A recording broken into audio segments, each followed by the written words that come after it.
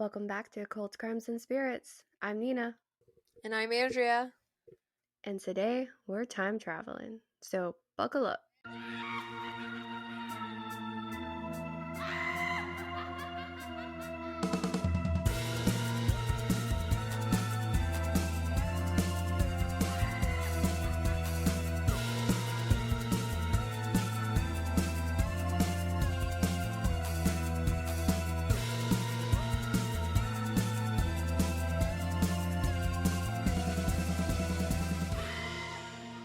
This is a weird one. I learned some things I didn't know. Oh yeah, me too. Episode 10, baby. Here we go. The date was April 14th, 1912, when just before midnight, the unsinkable RMS Titanic, just 4 days into its maiden voyage, struck an iceberg near Newfoundland, Canada, and began to sink into the North Atlantic Ocean. That sucks. A little bit, yeah. Just 4 days? Mm-hmm. Oh, that's not very long on the most wonderful, glorious ship. Luxury cruise line. Yeah, that's the word, luxury. Yeah. Anyways, the sinking would stretch on into the early morning hours of April 15th. And at about 2:20 a.m., the Titanic was lost. 2,208 passengers and crew members were on board, and more than 1,500 lost their lives.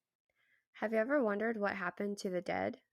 Or if there are any hauntings associated with this historically tragic event. Well, wonder no more, because in today's episode, we're going to be shedding some light on some of those topics. And we even have our first guest ever on the show today. Yes, we're so excited. We have crew member Jamie Terrell from the Titanic Museum hanging out with us later in the episode, sharing some haunted happenings at the museum, which is filled with tons of artifacts from the actual RMS Titanic. So stay tuned for that, because it's going to be mind-blowing. Yeah. That's a lame-ass sound effect, but we're also going to be sharing with you how you can get in on some of these ghost hauntings at the Titanic Museum.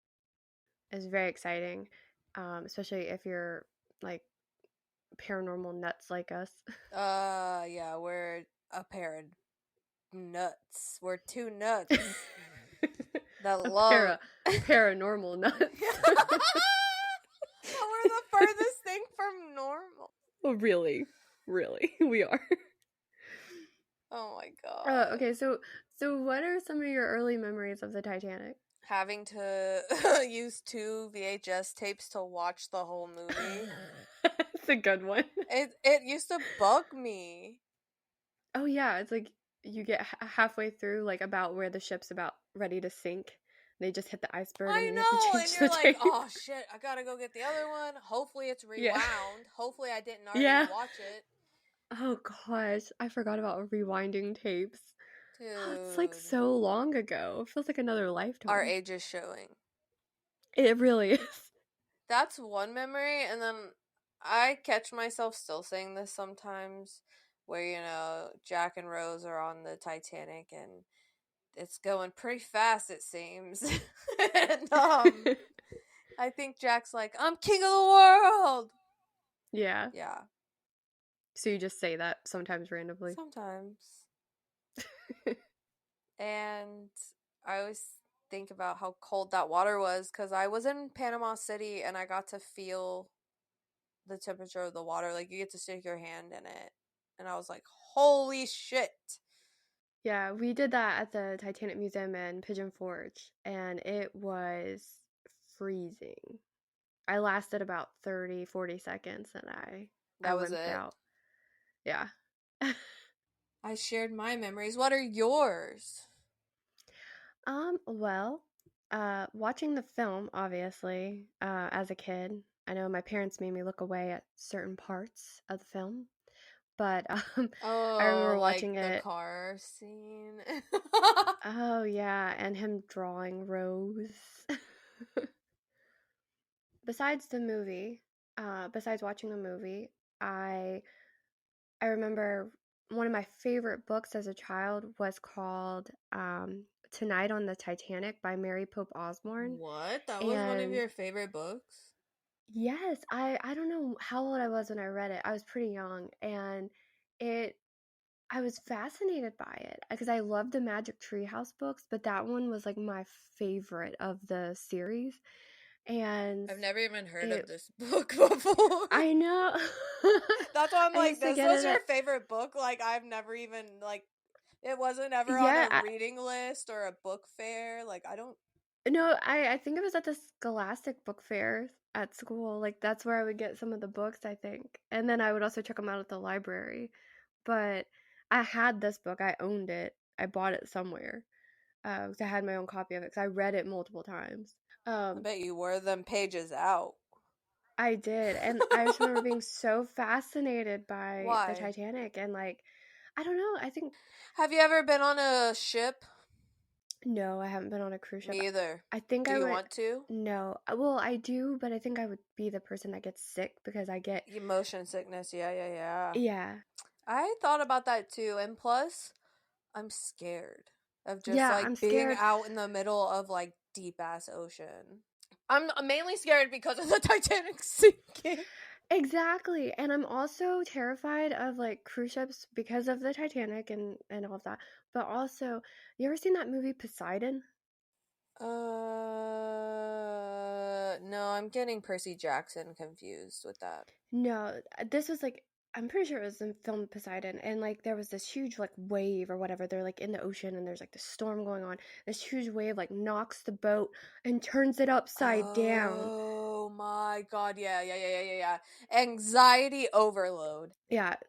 Well, so if you are wondering, the RMS in the RMS Titanic stands for Royal Mail Ship, and according to the Postal Museum, only commercial ships contracted to carry mail were allowed to use this designation. The ships proved popular with passengers as they ran on strict timings to ensure the mail was delivered on time.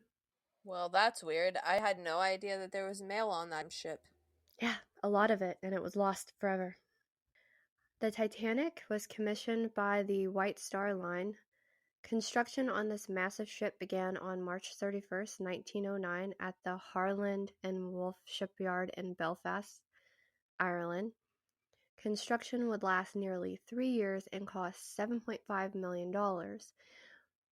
That seems low, but that translates now to about $200 million in today's money. So Jesus. For a ship. it's a lot of money. Yeah, this next part I found very unfortunate. But interesting because it's like the Titanic story begins with tragedy. 8 men died during the construction, many falling several feet to their death and some being crushed. Wouldn't you think that's the first bad omen sign to just stop? Yeah. But I mean, it was pretty common back then because there wasn't like, safety guidelines like we have today. So, like, you know, people would die in factories and crazy accidents all the time just because of like no safety guidelines. Yeah, it was a lot like people like those old pictures, people are up on those like tall ass buildings with nothing but a hard hat. Like that's not going to save you from falling. How about having a harness or something? That's still sad though. 8 people unfortunately lost their lives trying to build this ship. Yeah. And according to Britannica.com, the ship's builders claim that 4 of the compartments could be flooded without endangering the liner's buoyancy. The system led many to claim the Titanic was unsinkable. You know, everybody went around saying, oh, this is the unsinkable ship, the unsinkable ship. Yeah, well, Yeah, it's second bad omen. Don't say that. That's like telling someone I hope your plane crashes. yeah, I know. It reminds me of the Buddy Holly thing. On April 2nd, 1912, the Titanic was complete and deemed seaworthy, so it set sail for its maiden voyage on April 10th from Southampton, England, and on its way to New York, it was captained by Edward John Smith. That's weird. Reminds me of Pocahontas. Yeah, John Smith. Yeah. But on board the Titanic were about 900 crew members, 324 first class, 284 second class, and 709 third class passengers, according to the United Kingdom's National Archives. Among these passengers, only about 135 were children. There were several couples also celebrating their honeymoons, which were on board. And there were also some very wealthy and notable passengers, such as Isidore and Ida Strauss. Isidore was a former U.S. Congress member, and him and his brother also jointly owned Macy's department store. They were traveling on the Titanic with their maid, Ellen Bird, as well as their manservant, John Farthing. They were in their 60s. Isidore would not get into the lifeboat. He wanted to make sure that all the others got off first. Yeah, women and children. And he tried to get Ida to go into the lifeboat, but she refused to leave her husband. And she reportedly said, "Where you go, I go." And they went down with the ship. Their manservant, John, also died, but Ellen, the maid, she survived. Wow, that's sweet but so sad. Yeah. Yeah, this this one's one of my favorite characters from the movie. I remember this character. Margaret Brown, known as the unsinkable Molly Brown, was not born rich, but her and her husband, who purchased stock in a mining company that struck gold, they became millionaires. She helped take charge of the lifeboat that she was on, and after being rescued by the Carpathia, she was well known for taking action helping the survivors. She even rallied first class passengers to raise money for the less fortunate. They raised around $10,000. She became an activist and was a supporter of the women's suffrage movement. That was really cool of her to raise money for, like, That was really yeah, the sweet. third class passengers that lost everything. John Jacob Astor was the richest man on board the Titanic and considered one of the most wealthy men in the world at that time. He was worth about 87 million back then, which would be about 2.2 billion today, Oh my god. right? He was also the talk of the town because after he divorced his wife in 1909, divorce back then was like a no-no. He remarried an 18-year-old named Madeline Wow. Talmadge Force. He was 47 years old. Gross. Yeah, so it sounds like Hugh Hefner. He was Yeah. a playboy. Um, anyways, Madeline was pregnant with Astor's child while on board the Titanic. However, money could not save him.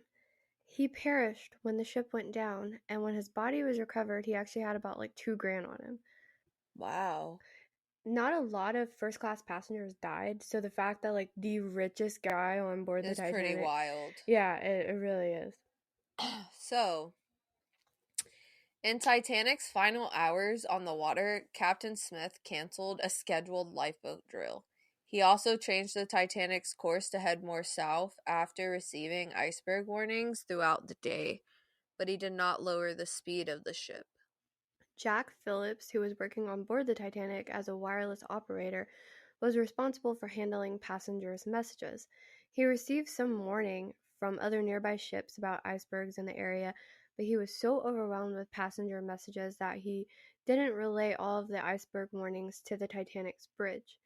At about 1 p.m., the ship, the Californian, messages the Titanic and says, "We are stopped and surrounded by ice." Phillips apparently responded, "Shut up, I am busy." The Californian tried warning the Titanic, but they didn't listen. So the Californian, I guess they were like kind of annoyed. They were like, "Yeah, well, whatever. We tried." And they turned off their radio. So, They tried. yeah. So, lookouts Frederick Fleet and Reginald Lee were in the crow's nest that night, looking out. The sea was super calm, which actually made icebergs harder to see because there were no waves breaking at the iceberg.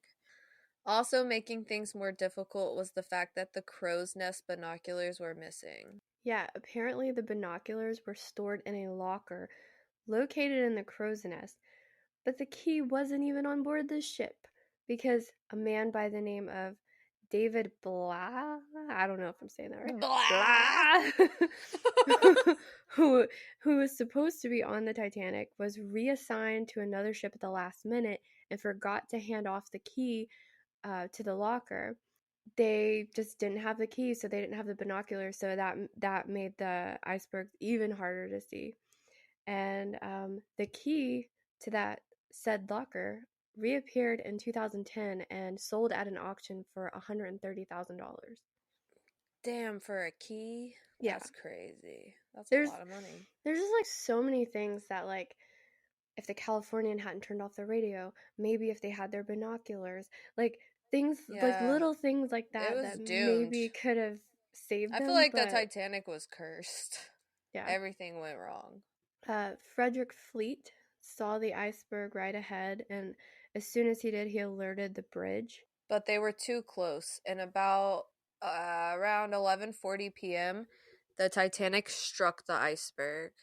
Around midnight, lifeboats were being prepared and women and children were being allowed to board first.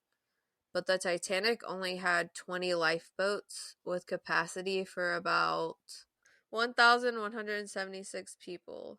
There were 2,208 on board, but they started sending the lifeboats down under capacity. That's stupid. Yeah, the Titanic tried calling other nearby ships, but as you know, the Californian had turned off their radio, so that was a no go. And they were only 19 miles away from the Titanic. Other ships, such as the Frankfurt and Titanic's sister ship, the Olympic, responded and were willing to help, but they were way too far away. Um, at around 12:20 a.m., they were able to make contact with the ship, the Carpathia, which was closer than the others, but was still like 58 miles away. And they changed their course immediately and like started heading towards the Titanic, but they still arrived like an hour after the Titanic had completely sunk. Wow. Yeah. A little too late. Yep. According to the American Red Cross, exposure to water at a temperature of 32 degrees can be lethal within 15 minutes. The Oof. water that night was 28 degrees. Oof. Yeah, most who ended up in the water that night did not survive, but one of the ship's cooks, Charles Jockin, claimed he was able to survive for almost 2 hours in the freezing water because of the amount of whiskey he had in his system. That is so funny to me. Yeah, apparently he grabbed some bottles of whiskey before the ship went down and was drinking them, and that probably saved his life. Well, at least he survived. Yeah, oh, whiskey. I guess it keeps you warm. Yeah. In 1911, Violet Jessup was on board Titanic's sister ship, the RMS Olympic, working as a stewardess when it collided with the British warship the HMS Hawke and almost sank. She was also working on board the RMS Titanic but was able to escape from the disaster in lifeboat number 16. The Titanic disaster did not deter her from working on ships, though. She was also on board the HMHS Britannic, working as a nurse when it struck a German mine just off the coast of Greece. She couldn't make it to a lifeboat this time and ended up just jumping overboard. She was struck in the head by one of the ship's propellers, but she survived yet again. But after years of severe headaches, she ended up going to a doctor who told her she had a skull fracture like this whole time Oh, from, yeah, when that propeller hit her. So yeah, she still continued working on ships for like another 30 years before no retiring. way. Yeah, and she died at the age of 83. So she had a pretty eventful life. She I would survived. say she really enjoyed doing what she did. Yeah, like she survived two sinkings, one near miss. Sinking, Yeah, yeah. insane. And a propeller to the head, a skull fracture. She, uh, they call Molly Brown the unsinkable Molly Brown, but I think Violet Jessup's the unsinkable one. Yeah, for real. Um, so, according to reports, there were 8 Chinese passengers on board the Titanic, and 6 of them survived. Once they were rescued, according to Insider.com, a New York Times article reported 6 of the survivors, all Chinese sailors, had to stay on the ship, prohibited from entering the United States under an anti-immigration law called the Chinese Exclusion Act. The next day, immigration officials escorted them across Manhattan and put them on board a Cuba-bound cargo ship that they had been contracted to work on. And then they seemingly vanished. James Cameron recently served as executive producer for a documentary released in 2020 called The Six, about what happened to these 6 men. I have not seen it, but I plan on watching it really soon because that's crazy. They survived the Titanic and then they're like, oh no, but you can't come to the United States because you're Chinese. I didn't even know there was a movie, so thanks for that. I'm going to check that out I too. know. I didn't know either till I was doing research, and I'm really excited to watch this now. So, but it's so sad. Like they survived this like horrible tragedy, and then can't even go into the United States. It's crazy. So, this is also crazy. So, um, Northam is like a neighborhood in Southampton, England, where most of the crew on the Titanic was from. And according to the Daily Echo, at one Northam school, 120 of the 240 students lost their fathers in the disaster. So many kids without their dad. That was really crazy. Like, it puts it into perspective because that's literally like half of the students at that school.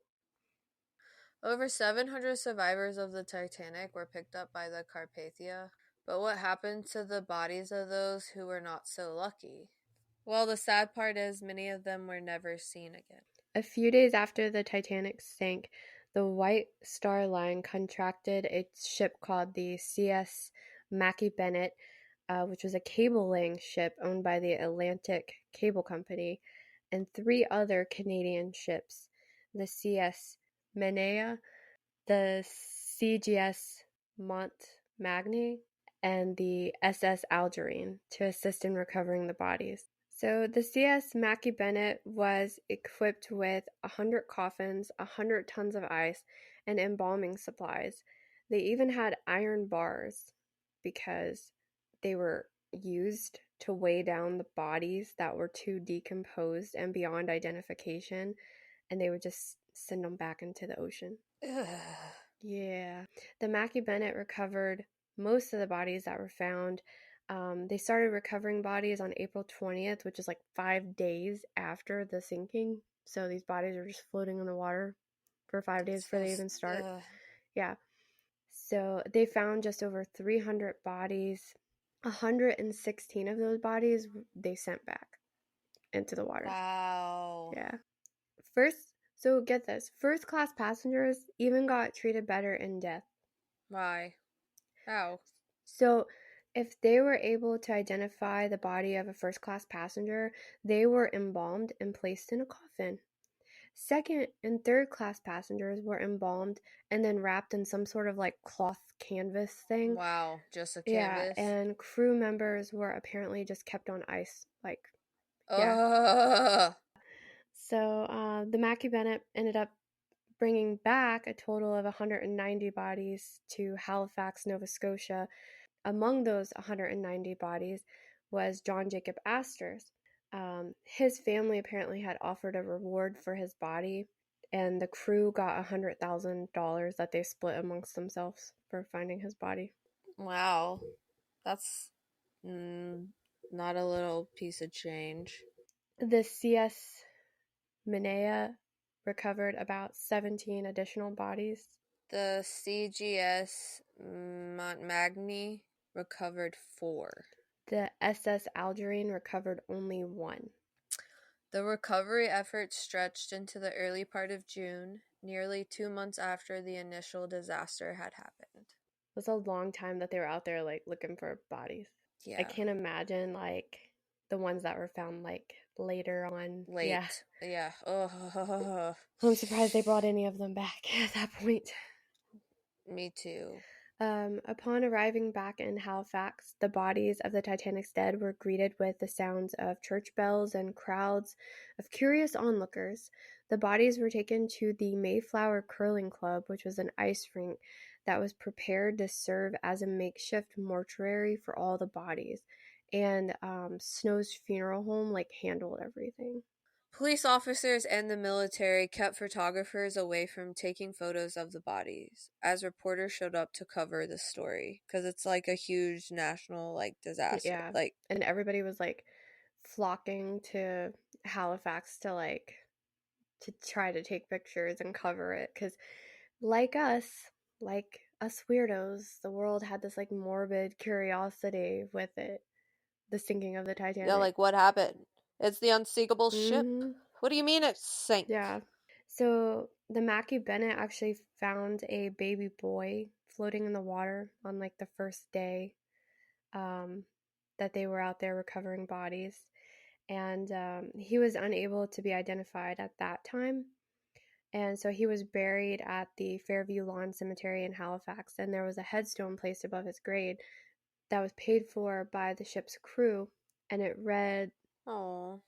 erected to the memory of an unknown child whose remains were recovered after the disaster to the Titanic, April 15th, 1912. His body was exhumed in 2002 and was misidentified at first as another young victim that was on the Titanic, but he was eventually correctly identified as Sidney Leslie Goodwin, who was the youngest child of a family of 8 who all died on the Titanic. They didn't change the headstone and they did not update his name because the tombstone represents all the children who died in the sinking of the ship. 61 children perished in this disaster. A total of 337 bodies were recovered. Over 100 bodies were returned to sea. 59 bodies were claimed by relatives and taken elsewhere to be buried. And among the remaining 150 bodies, they were laid to rest in 3 different cemeteries in Halifax. And there are countless museums and exhibits about the RMS Titanic worldwide. Many of these museums have actual items from the Titanic. Some of the items were pulled from the ship's wreckage that was finally discovered on September 1st, 1985, during a joint French-American expedition led by Jean-Louis Michel of Ifremer. Not sure if I'm saying that right because you guys know I suck at names. Um, and Robert Ballard of the Woods Hole Oceanographic Institution. 73 years after the sinking, the Titanic was found just 2 miles below sea level. So some people might expect that the bodies that were left on the Titanic to still be there years after the wreckage underwater. But there wouldn't be anything left. There is, however, footage from the wreckage that just shows shoes, tons and tons of shoes, because the shoes didn't break down. And pretty much those shoes represent the dead because a lot of those shoes are probably attached to a body at some point. Not saying all of them were, because some of them could have just been like extra pairs of shoes they brought on board, but a lot of them. You know, it'd be cool to see like the styles of shoes. Oh, yeah. Early 1900s. Yeah. I bet our shoes nowadays would disintegrate. Probably. They don't make shoes like they used to. Nope. Just ask the Titanic footage. Just ask. Yeah, just ask the footage. It'll tell you. Because that makes sense. So there's also a great video by Caitlin Doherty, who runs a channel on YouTube called Ask a Mortician, and she explains more about what happened to the Titanic's dead and why there are no bodies on the Titanic. I'll try to link it in the show notes. It's a short video, but it's really good. You should link it. I want to watch it. Yeah, I'll definitely link it. It's a really good video. It's really short. It's like 5 minutes, but she really goes into a lot of detail in like 5 minutes. I love her channel. It's a perfect channel for the morbidly curious like us. I like that it's called Ask a Mortician. I know, it's like the perfect title. There's so many questions I have. I bet she covers them. She covers a lot of stuff, yeah. Her channel is like addicting. I could watch it for hours. So naturally, if you believe in the paranormal, Which we do. um, with such a tragic event, there could be spirits attached. Definitely. So the Ghost Adventure crew visited the Titanic Museum in Branson, Missouri a few years ago and caught some pretty incredible activity. And today we are speaking with crew member Jamie Terrell from the Titanic Museum in Branson to discuss the haunted happenings at the museum. Hi, Jamie. Hello, how are you? Good. How are you? Great. Thank you so much for being here. Um, so you got to meet the Ghost Adventure crew. You got to show them around the museum. What was that like? What were they like? That was fantastic. We got to have them here in the museum in Branson for 3 whole days. So the entire production crew from the Travel Channel and all of the crew from Ghost Adventures show and all the boys, Zach, Aaron, Dakota, Billy, all of them came for those 3 days. So the first 2 days were spent doing shots of the museum and doing like the drone footage that you saw at nighttime over the top of the ship, and then the reenactors, the ghosts that you saw in the show, those were actually our crew members that got to portray ghosts in the show. So they were over the moon excited about that. But yeah, they ate lunch with us here. We have a galley back here on what we call Scotland Road, where just the crew goes, and they came back and ate lunch with us every day. So not very often do you come to work and you get to eat lunch with Zach Bagans, but we Yeah. did. But yeah, they were very professional and very fun, very nice. Everybody was very gracious and accommodating. And Zach was very professional. He knows exactly what he wants. And there was one guy that came over, I forget which one of the main guys, in his show, and they were all wearing these black t-shirts. And I guess one of them was too wrinkled for Zach's liking, and he said, "Go change your shirt." And the guy didn't bat an eye. He just turned and went, and he was like, "Well, got to change my shirt." I guess he's used to it. Yeah. But that's one of the reasons why he's so successful, I'm sure. Oh, yeah. Yeah. Um, well, that's pretty awesome. I'd love to meet them one day. Um, They were awesome. Yeah. yeah, Aaron's my favorite. While we were standing at the grand staircase, we were just getting some shots and doing some things like that. And he was like, Aaron was like, "Let me show you something." And he pulled out his cell phone and he was going through all his photos. He said, "I've got a picture to show you." And it was a girl that he had dated years ago. Some way, somehow, she was familiar with the people that had designed the set of the Titanic movie, and she had some of the stuff from the movie when she was, and he was like, "Look at these, it looks just like this." They had a real connection to that, and they all wanted to, they wanted to stand on our grand staircase and get their pictures made, and usually it's people wanting to get their pictures made with them. Hmm. It was pretty neat to see them, kind of excited to be in our museum, and we got to show our museum off a little bit to them. Yeah, well, that's awesome. One more thing. Could you mention the Ghost Adventures, the toys that you were showing me? Okay, so when the Ghost Adventures TV show, when they packed up and they were finished and they were headed out, they packed up everything and left. Well, the next day, the manager came over to me and she said, "Hey, Jamie, they left this back in the office area and it was a sack." And I opened it up. And do you remember that when they went to the toy museum the night they bought all those old timey toys to try to, entice the kids' ghost, and it Yeah, worked? Well, they left those toys here. They didn't need them anymore, so well, we kept them because we thought they were pretty cool. We were just, we were Ghost Adventure fangirling right on out. So we kept them and we put them into a shadow box. So let me get it for you. And we keep them here in the museum. And we get a lot of people that come to us because they saw us on the show. that's so cool.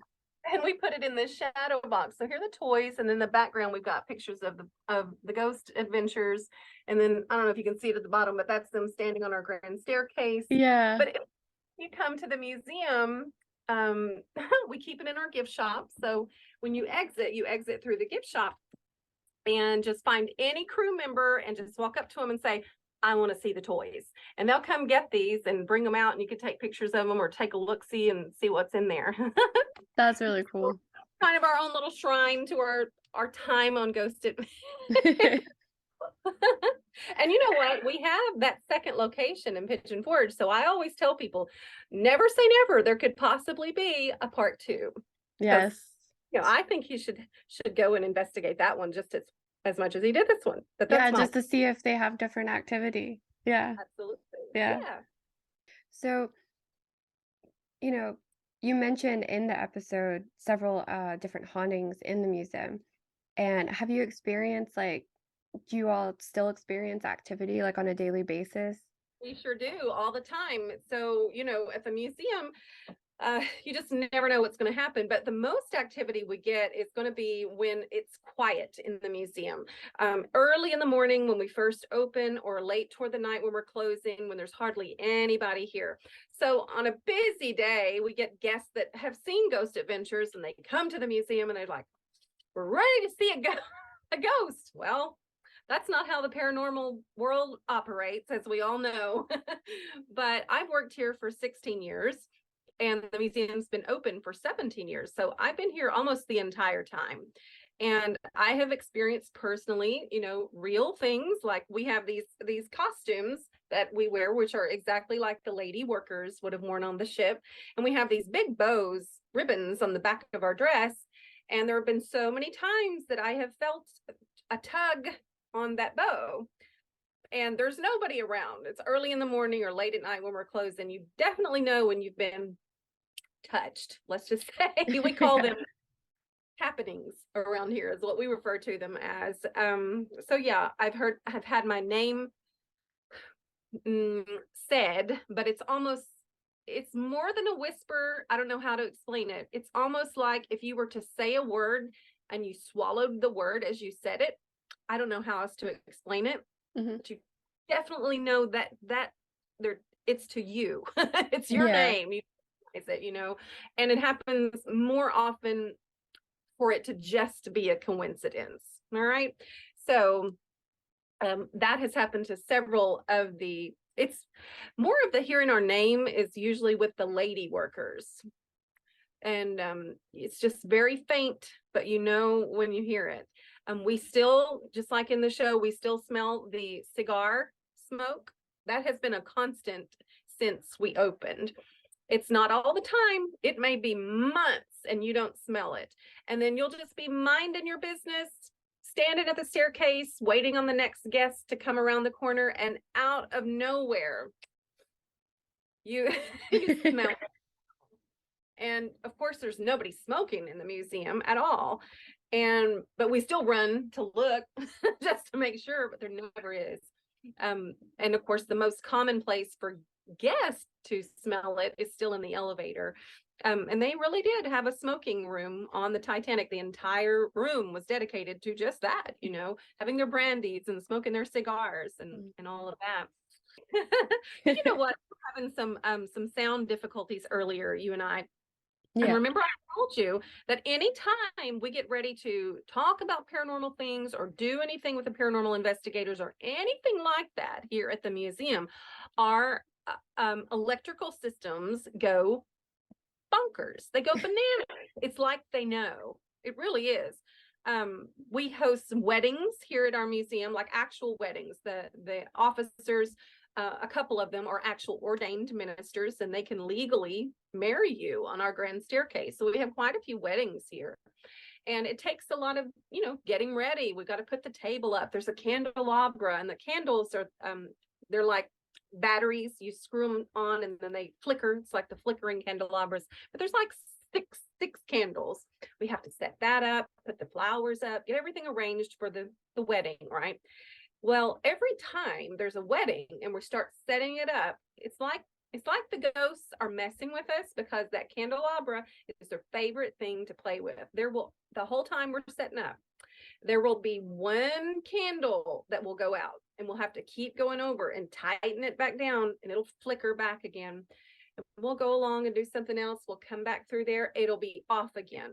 And we're like, okay, we see you. You're playing with us. Yeah. But every single time, by the time the wedding happens, they're perfect and they don't mess with them. Wow. That's pretty cool. And happening for years. And so I swear they're just doing it to mess with us, just messing because they know it's kind of like their tradition now, you know, let me mess with this candle. But yeah, so new crew members that come on that haven't heard any of this, we let them go over and keep tightening the candle because we're like, well, it's going to happen probably 20 more times tonight. So you just have fun doing that. And later we'll tell them, oh yeah, by the way, that's the ghost messing with you. And they're like, what are you talking about? And they don't believe us. But eventually, if they stay here long enough, they'll get it. Yeah. But yeah, that happens here all the time. So maybe you and I having the audio trouble earlier could very well be something to do with that. I am not ruling it out by any means. Honestly, I was thinking the same thing earlier. Very true phenomenon. Anytime we get ready to do anything remotely to do with the paranormal, anything, it's like they know, you know, it's like they just know something's happening for them to meddle with. It's thank goodness it's never been anything mean or malevolent or, you know, scary. Now we have had a few grown men who have been in our maintenance and our housekeeping department that night when you're in here all by yourself and all the lights are getting ready to get dimmed down, it gets kind of tricky in here if you're by yourself and you're the one that's going to shut the place down. I bet. And we've had several grown men who have refused to go through the captain's bridge area where all the windows are, the promenade deck, because that's where every crew member that's ever worked here kind of feels a little something when they walk out there. So there was one guy, he just absolutely refused to walk out there by himself.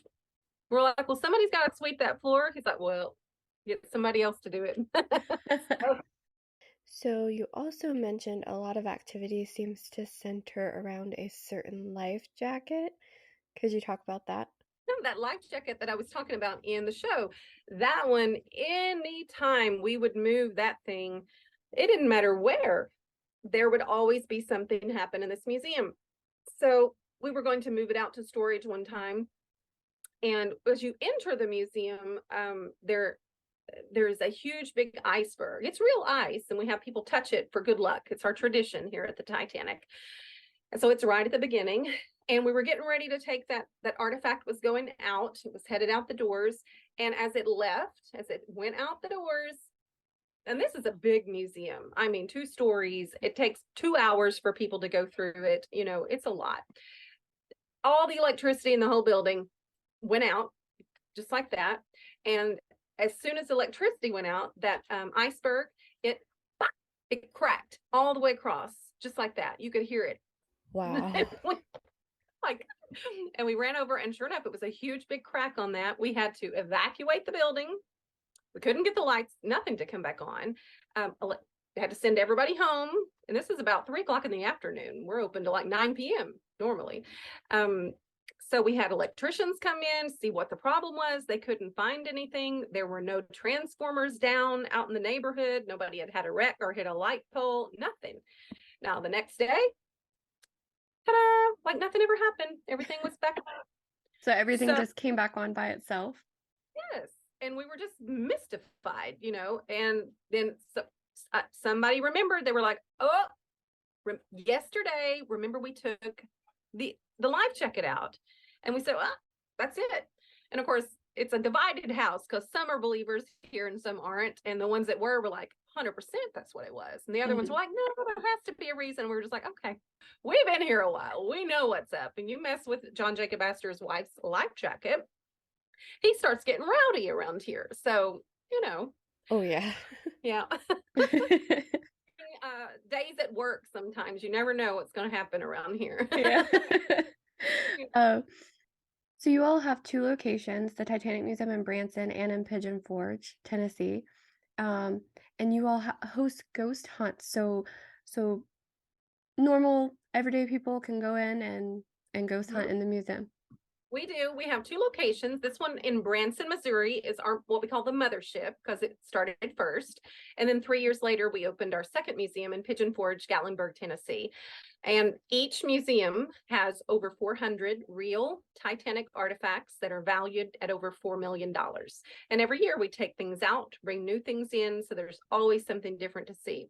So people, even before Ghost Adventures, before our museum was featured on that, we had people wanting to, because we had been haunted since the beginning and we knew it. People would ask us that. And people were curious and they wanted to come on a ghost hunt. Can we do a ghost hunt there? Well, we're in the museum business. We're not in the taking people on ghost tour business. We don't even know where to begin with that, right? But so many people wanted to do that. And then this company called Ghost Hunt Weekends, you can find them ghosthuntweekends.com. It's owned by Chad Morin. That's exactly what they do. They take real people who want to go on a ghost hunt, never really done it. They don't have, that equipment is expensive. It really is. Yeah. They have all of that equipment. You get to use their equipment. They have a team with them and show you how to use it. And they do ghost hunts all over the United States at old prisons that have been shut down or old sanitariums, or they've been to Bobby Mackey's. They've done all of that, right? So they approached us about possibly hosting one at our Pigeon Forge location one year. And so the owners of the museum said, okay, let's try one, because so many people had been asking about it. And it was wonderful because they had the equipment, they knew how to use it. And then basically our crew was there to just help them along. They did the ghost hunt. So that's how we do it. Ghost Hunt Weekends is the host that facilitates it for us because they're the professionals and know what to do. They'll bring celebrity guests with them. One time, the last time they brought the Tennessee Wraith Chasers, who had Haunted Towns on the Travel Channel, their own show.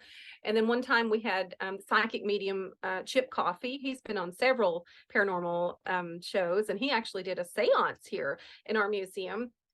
And that was an interesting night. That's awesome. I love Chip Coffee.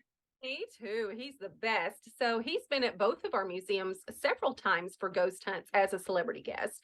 And when he brings the Tennessee Wraith Chasers, they hunt with us. I mean, I've been here on several of the hunts, and you get put into it's like a 12-person team, and you may be with Mike. You may be with, whichever one, and you get to actually go ghost hunting with them, which is very interesting. Yeah, and at the that's awesome. end, we all kind of come back together, and then we compare notes at the very end, and this is like lights out in the museum after midnight, full blown lights out in the museum, and we just take over the place, and you may spend like 30 minutes at the grand staircase in the third class area, and then it'll be time to rotate, and then you'll move upstairs by the lifeboat and the captain's bridge and that area. So you constantly get to move to different places in the museum. But definitely check out their website, because it'll be telling you, I don't know exactly when the dates are and at each location, but they will have it on their calendar of events when it's going to be at the Titanic Museum, and maybe you can come. Oh yeah, I wanted to go last year and it just didn't work out in my schedule, but I'm definitely gonna try to go this year. Well, if you're even an inkling interested in ghost hunting, you'll love it. So if you really are, you super duper love it. It's really, really interesting. And every time at both locations, boy, they really do get some really cool hits. They get some, activity. And it's just really cool to be in the moment when it's happening. Yeah. Yeah. And I guess last but not least, could you tell our listeners how to get tickets if they want to experience the Titanic Museum for themselves? Yes. Okay, so it's titanicattraction.com. And we do by reservations only, because we sell out most days. So if you're traveling to the areas, you definitely don't want to just roll up and say, oh, and they're sold out. So it's titanicattraction.com. And this year we have just finished the largest changeover of artifacts since we opened. So almost everything is brand new. It's like a brand new museum. And every year we do a tribute to a different type of passenger. One year it was the amazing women on Titanic. One year it was the Irish. Last year it was the Jewish passengers. And this year it's the children. So I'm wearing a little pin right here that says Year of the Children. And that's a little pair of baby shoes. And all of our crew members wear these. And we are going to be having an actual pair of baby shoes that was worn by a child on Titanic come to our museum as one of our big new artifacts. It's going to be coming in June. And so all of the advertisements and all the different things that you'll see about this year are going to have something to do with little baby shoes in the picture, right? But the owner of the museum, she has a very big heart. Her and her husband, who co-own the museum, Mary Kellogg Jocelyn and Mr. John Jocelyn, and they thought, okay, 135 kids were on Titanic. How can we pay tribute to those kids that were on Titanic with today's kids? So they thought about it for a while and they said, okay, we want to give kids shoes, underprivileged kids who have never had a brand new pair of shoes. So then we hooked up with an organization called Samaritan's Feet, and they worldwide, internationally, give shoes to kids, brand new shoes. And so that's what we've done. So our very first one giveaway was April 10th, just the other day. So our kickoff was the same date as the maiden voyage when Titanic set sail in 1912. So our goal is that by the end of the year, the Titanic Museum will be able to help Samaritan's Feet reach their 10 million pair of shoes goal. And I think we can do it. Yeah, that's incredible. That's really awesome. Well, Jamie, thank you so much for joining us. I'm sorry about all the audio issues. I definitely think it was the paranormal. It was the ghost for sure. Oh, we'll just blame it on them, okay? Yeah. Thank you so much. All right. Thank you. Bye, Nina. Bye. Spooky. All of that was really cool, and I just want to say thanks again to Jamie, and I'm sorry that the audio messed up. Yeah, thank you, Jamie. I appreciate you taking the time to talk to us. Yes, thank you so much, Jamie, and everyone go go check out the Titanic Museum. So obviously we love talking about ghosts and hauntings and all of that weird, eerie stuff. I love this next part because the Titanic, the sinking was kind of predicted in a way. Yeah, so in a couple of fictitious writings published years before the Titanic was even built, it kind of mirrors what actually happened to the Titanic. Freaky. So first there was this book called The Sinking of a Modern Liner, written in 1886 by journalist W.T. Stead. The book describes a ship that leaves Liverpool traveling to New York, and it becomes involved in some sort of collision, and many of the passengers end up drowning because there were not enough lifeboats. Sound familiar? Yeah, just a little bit. The craziest part is the author W.T. Stead was actually on board the Titanic and did not survive. No way. Yeah. And why did he get on that ship? Right? So there was this other book called Futility, or The Wreck of the Titan. Ooh, close to Titanic. This was written in 1898 by Morgan Robertson. So in this story, the ship called the Titan is also described as being unsinkable. It hits an iceberg and sinks near the coast of Newfoundland, which is where the Titanic sunk. Yeah. And it also didn't have enough lifeboats. Okay, I'm just saying whoever built the Titanic did not do research and read, or they would have made sure to have enough lifeboats not to go to Newfoundland. Yeah, stay away from there because there's icebergs. Or get your multiple binoculars, not just one pair locked away. Yeah.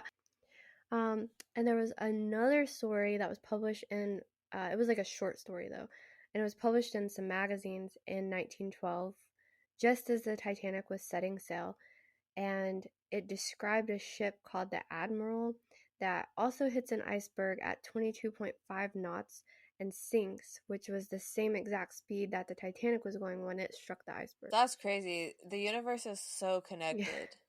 Yeah, and this story was written by Mayan Clue Garnett, and it was like, it was in the magazines like as the Titanic was as it Yeah, sunk.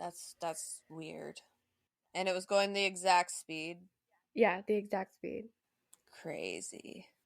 The film Titanic by James Cameron was released December 19th, 1997. It was a huge hit, holding the all-time box office gross record for more than a decade. Starring Leonardo DiCaprio and Kate Winslet as fictional characters Jack Zach. as fictional characters Jack and Rose that we all know and love. Yes. Interesting fact. The film cost more to make than it did to make the Titanic. It was the most expensive film ever made at that time with a whopping $200 million budget. That's insane. Yeah, that's a lot of money. That's to make a movie. I mean, the movie was fantastic and it definitely made its money back. Well, I'll tell you where a lot of that money went and went on pressing 2 VHSs per household. Well, no, that was. Well, I don't know. Does that I mean, they factor have into to the pay cost? for that, don't they? I thought. I mean, I guess they don't. Maybe that's after the movie's done. Yeah, I think that's like after. I think that's just the budget for filming.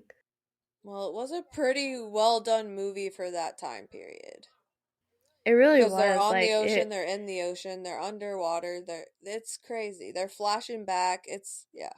It felt really real. Like it didn't feel. I mean, obviously it was real. It really happened, but the film it didn't look fake. You know, because a lot of films at the time, some of the CGI was like not good. Yeah. So it was one of the better films, which with $200 million, you should have more money to play with. According to DeepSeaChallenge.com, director Deep Sea Challenge. Sorry. the director the director of the Titanic, James Cameron, has made 72 deep submersible dives, including 33 trips to the Titanic crash site. So I feel like he's been there more than like anybody. That's insane. Yeah. I mean, I think it'd be pretty cool to see, but I would be too scared of the water. Yeah. I don't want to do that. Other people can do it and I'll find out. That's cool. Yeah, I'll watch the documentaries that James Cameron produces. Pretty much. So the hangar used to build the Titanic is now a filming location called Titanic Studios. And one of my mom's favorite shows, Game of Thrones, filmed there. That's pretty cool that they turned it into a film studio.